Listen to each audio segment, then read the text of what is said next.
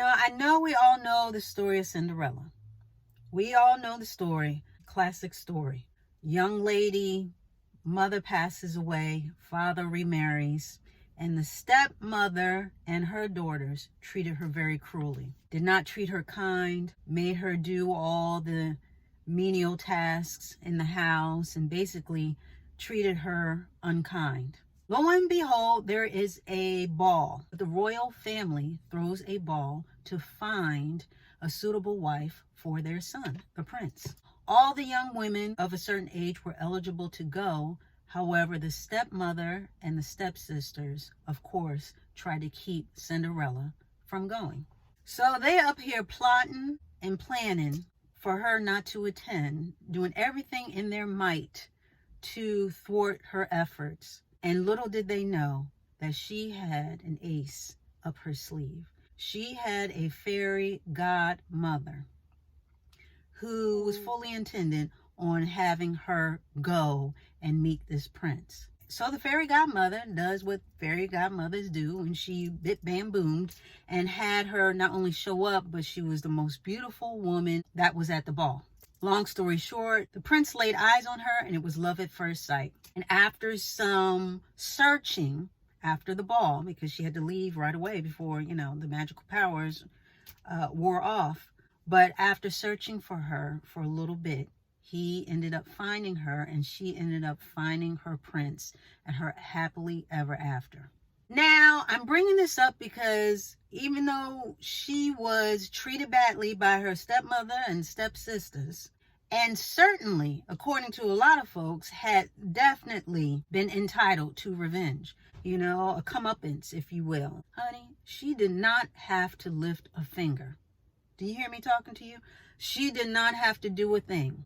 And what had happened was she got the prince. Even though they were scheming and planning for her not to even show up to the ball, she got her prince anyway. So what I'm telling you is that success is the best revenge.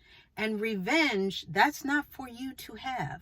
Everything was already done unto them, meaning the stepsisters and stepmothers. They were not even aware of it. When they say revenge is best served cold, totally disagree with that. Revenge is not to be served by you at all. And God said, revenge is mine. So it's not up to us to do back what someone does to you. You're not supposed to do bad for bad. Someone treats you bad, you treat them bad right back. You're not supposed to do that. You're supposed to be a little higher than that. You know how Michelle Obama says, when they go low, you go higher? That's very true. Revenge is not for you. Revenge is not for your hands to mete out, because you don't have to do it. Things are already in the works for everything to line up and happen the way they are supposed to happen. So when God says revenge is his, that means he's got it handled. He's saying this because he got this. He don't need your interference. He don't need you doing anything on your own accord. Because guess what? You trying to intervene and mete out your own vengeance, okay, can mess up and thwart what was already lined up to happen to them in the first place. So they did bad and you doing bad to them, that leaves the blood on your hands now. That puts the ball back in your court as far as all the wrongdoing. And you don't have to do that. That is not your charge. That is not your responsibility. You are not supposed to seek out revenge and vengeance. Vengeance is not yours. Someone did something bad, your boyfriend done cheated on you, or your husband or whatever, and you up there slashing tires and breaking out windows. Ma'am, you are going to jail. You are going straight to jail. It's not worth it. Someone did something to you, or somebody spoke ill of you, so you're going to spread rumors about them.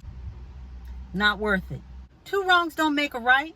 I know you've heard that expression, and if not, I'm telling you now. Two wrongs do not make a right. Because someone did something bad to you doesn't mean you do it right back to them. Because now they got power over you. Now you're like a marionette and they have the strings. They are controlling you now. Now you're overcome with anger and revenge. They have pushed your buttons and they now have control over you. Don't give anyone that power. Don't give anyone that energy. Funnel that energy back into yourself.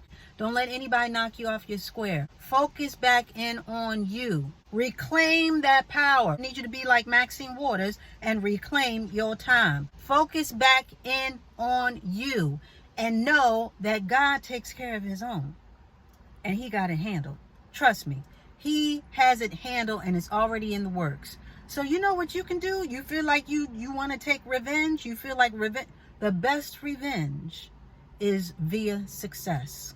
And when I say success, I don't mean just money. I mean, you came out of a bad relationship. Prepare yourself for a good one. You were let go from your job for no apparent reason, at least nothing good that you can tell. Prepare yourself for the next one. I want you to look good. I want you to feel good about yourself. I want you to choose happiness for yourself. I want you to invest that time and energy into you. I want you to walk with your head held high. I want you to walk upright, no slumped shoulders. I need you to get some pep in your step and show people what you are working with, okay? Don't let these people see you sweat. You know what I mean? That's just an expression. But don't let anyone feel like they have power over you to the point where you have to seek revenge on them. They're not worth it. They're not worth your time nor your energy. Like Cinderella, I'm sure she was upset. I'm sure Cinderella was upset, and I'm sure some thoughts went through her mind about what she could have done. But you know what? She played it cool and she kept about her business, and guess what? Everything worked together for her good, and she did not have to lift a pretty finger because everything was already in the works to happen the way it was supposed to happen. Revenge is not best served cold. Revenge is best served by something other than you. And you are not supposed to be in that whole equation. That everything's going to work out no matter what, in your favor. As long as you're doing the right thing, then you don't have anything to worry about. Just know that you are the head and not the tail. And whatever God has for you is for you, and nobody can take that from you. That was true for Cinderella, who is a fictional character, and it's true in real life. What God has for you is for you, and nobody and nothing can take it away from you. It's already been assigned to you. So with that being said, revenge, we don't need revenge. We already about to get our blessings, and no one can thwart that. No one and nothing can thwart that. So don't act like they can, because they can't. Know that anybody who has done you wrong and someone did something that seems like it has delayed your path to something else, just know that you're still on the path. And what is for you is for you. You know, revenge takes planning.